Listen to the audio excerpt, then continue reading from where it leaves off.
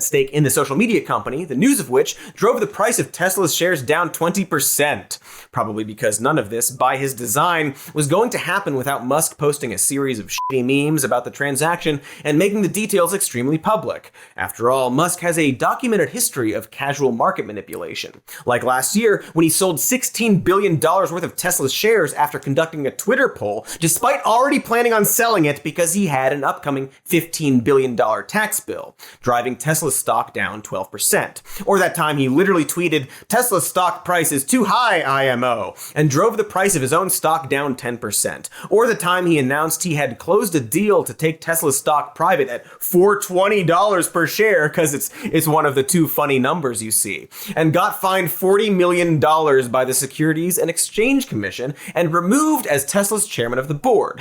Should have been $420 million, right, man? Because, yeah, all right. Or the time he called a random hero rescuing children trapped in an underwater cavern a pedophile. Not stock related, but, normal CEO stuff. He's also spread COVID misinformation during the deadliest pandemic in a century, including a prediction that there would be close to 0 new COVID cases in the US by April of 2020.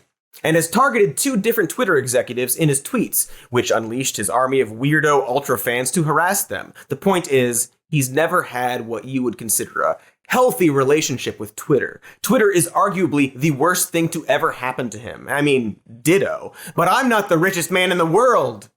Yet. Or like ever, actually. In fact, as we were writing this episode, Musk was hit with yet another probe by the SEC over the fact that he didn't divulge that he was purchasing Twitter shares for 11 days and bought them at a much lower price than had the market known his intent, effectively stealing $150 million from Twitter's shareholders. He just can't stop manipulating the market, probably on purpose, since this country doesn't actually seem too concerned about such things, and he'll probably just get a fine or like a back rub, but as a punishment. But Musk, and this will be a running theme, isn't a genius either. For example, it sure seems like he is probably trapped in a publicity stunt to buy Twitter. His initial bid was to become a member of the board, but he abruptly turned that down and pulled out of the arrangement, causing some media outlets to speculate that perhaps Musk was nervous about the discovery period that goes along with a billionaire joining the board of another billion-dollar company.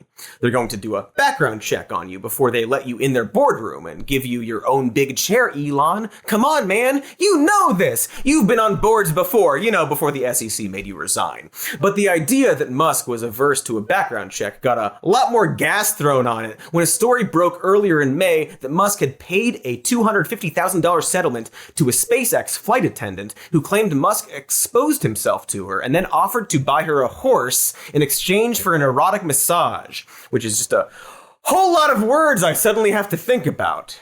He offered her a hush horse. A hush horse. Truly, he is the greatest modern mind. And we know he's a genius because his mom told us so. Except counterpoint, maybe he's not. Maybe he's just so rich that he can easily absorb repercussions. After all, he's the kind of guy who can make careless offers of hush horses and hostile takeovers all over town without pausing for a fraction of the time it takes for a Tesla to self-destruct with its driver trapped inside to think about the consequences of his actions. And that's typical billionaire behavior. But in the case of making a splashy bid to buy Twitter, Elon Musk seems to have specifically ignored the consequences his actions would have for Elon Musk. He's like his own final boss, the Radagon of the Golden Order, in a game I have not actually played because I don't have the time. It's worth noting that Musk had a day-long meltdown on Twitter, warning his fans that the political attacks against him from the liberal media would soon begin in earnest because he dared to try and challenge their stranglehold on free speech, which as far as Musk, his weirdo fans, and the entire GOP are concerned, ostensibly means the right to say vile racist shit on Twitter and foment an insurrection. And sure enough, the story about the $250,000 settlement and his alleged sexual harassment and embarrassing horse flex broke later that week. The problem is, Musk made those comments on Twitter after being contacted by a journalist attempting to verify whether the settlement story was true. Musk wasn't predicting some retaliation because of his noble efforts to purchase Twitter and restore it to the hands of the people, or because of the Dem media sphere being furious that he just a few hours earlier tweeted that he was going to vote for Republicans now. He already knew exactly what story was about to come out and was trying to get ahead of it with some bad faith damage control. In fairness, we don't know much about these allegations at the moment, except for the original article saying they have documents and email correspondences to back up that claim. Also, this picture, which is not official evidence, and yeah, people can stand next to people. It happens all the time and has nothing to do with guilt. But for the sake of the meme of it all, some folks like to bring it up and also bring up that multiple sources told Business Insider that Jeffrey Epstein set up Musk's brother with his ex-girlfriend and reportedly got a tour of SpaceX. Because that stuff looks kinda, what's the word? Sus, man. That's Elon using hip young teen speak for suspicious to comment on this allegation. Because all Elon wants in this entire world is for teenagers to think he is cool. Because they didn't when he was a teenager, and also don't now. Because billionaires aren't very cool. No matter how many memes they tweet about how Johnny Rotten thinks the left is actually the establishment. Johnny Rotten being the authority on dudes who auditioned to be in a punk band that formed years after way more influential punk bands, who then got old and rich and loves the Queen and Trump now. Real anti-authority stuff. Yeah! And while a serious business ghoul would perhaps just stay quiet about this story and really all his business dealings and simply let his lawyers handle it, Elon can't stop tweeting about this stuff. He's on Twitter even now, as we speak, or as I speak and you listen days, weeks, months, perhaps even years later. I could very well be long dead at the time you are watching this, and Elon would still be tweeting about this stuff. So if that's the case, then RIP me, presumably killed by a gorilla, considering how fast and loose I play it around zoos. Really, at the end of the day, the only thing you need to know about this guy Elon Musk is that he desperately wants to be funny and cool. Dude has enough money to assassinate Santa Claus, but will never be a real boy until the world collectively recognizes that he is the meme king who is definitely hip and beloved. Literally every public move he makes seems based on this, whether or not it tanks his businesses. Dude is incapable of not doubling down on every failure, even on a micro level. You probably saw the story about Elon getting absolutely bodied on Twitter by the satirical site Hard Drive, but I'm still going to talk about it because I love it. In short, Elon shared what he claimed to be a meme that was actually just a Hard Drive article with the credits cropped out. And first of all, not a meme. It's a screenshot of a satirical article headline.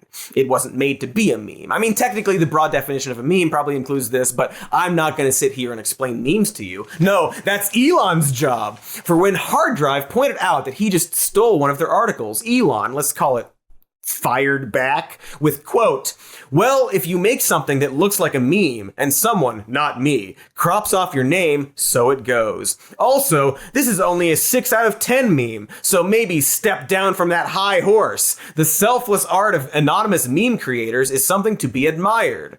Of course, I'm pretty sure the selfless art of meme creators would normally refer to people who actually assemble an original meme and not people who just screenshot an article on a satirical website. Maybe that's why this is only a 6 out of 10, I guess, because it's just a screenshot of an article that he shared because he originally liked it, despite it apparently being only 6 out of 10. Anywho, Hard Drive replied by posting one of their own articles, specifically making fun of Musk for needing to be liked, to which he replied, claiming that it wasn't funny, selflessly explaining comedy by saying another quote, "The reason you're not that funny is because you're woke. Humor relies on an intuitive and often awkward truth being recognized by the audience. But wokeism is a lie, which is why nobody laughs."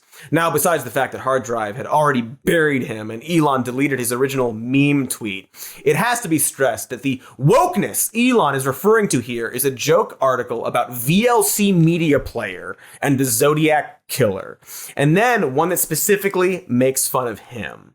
And that's actually a pretty important detail, because what Elon is accidentally confessing to there is that he considers woke, and by extension leftist, is actually just anything that criticizes him specifically. Him. Specifically, this doesn't just expand to his sense of humor, but entire reasoning for his recent claim that he's flipped from a Democrat to a Republican. I might never have voted for a Republican, just to be clear. Right. Now, this election, I would. The Democratic Party is overly controlled by the unions and by the trial lawyers, particularly the class action lawyers. And generally, if you'll see something that is not in the interest of the people, on the Democrat side, it's going to come because of the unions, which is just another form of monopoly, and the trial lawyers. That's where actions will be happening from the Democrat side that are not in the interest of the people.